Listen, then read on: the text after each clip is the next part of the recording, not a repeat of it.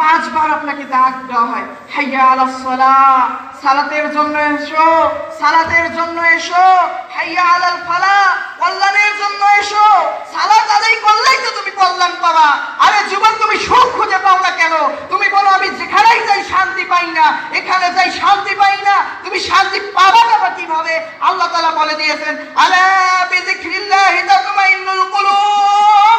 জেনে রাখো, অন্তরের প্রশান্তি হচ্ছে আল্লাহর জিকিরের মধ্যে, অন্তরের প্রশান্তি হচ্ছে আল্লাহর জিকিরের মধ্যে।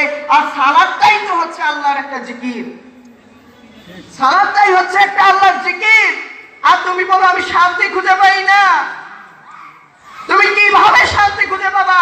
তুমি সংসারের মধ্যে শান্তি পাবাই বা কিভাবে? তুমি তো ফজরে যখন হাইয়া আলাস সালাহ মুয়াজ্জিন বলে, তুমি তো ঘুম থেকেই ওঠো না, অথচ মুয়াজ্জিন সেই আযানের মধ্যে বলে আসসালাতু খায়রুম মিনান নাওম, আসসালাতু খায়রুম মিনান নাওম। ঘুমের চেয়ে হচ্ছে সালাত উত্তম, ঘুমের থেকে সালাত উত্তম। অথচ তুমি ঘুমেই থাকো আর তুমি বলো আমি শান্তি পাই না। তুমি পাবা কিভাবে শান্তি?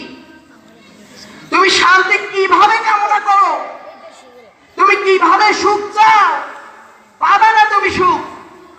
তুমি যদি সুখ পেতে চাও, তোমাকে অবশ্যই আল্লাহর দিকে ফিরে আসতে হবে।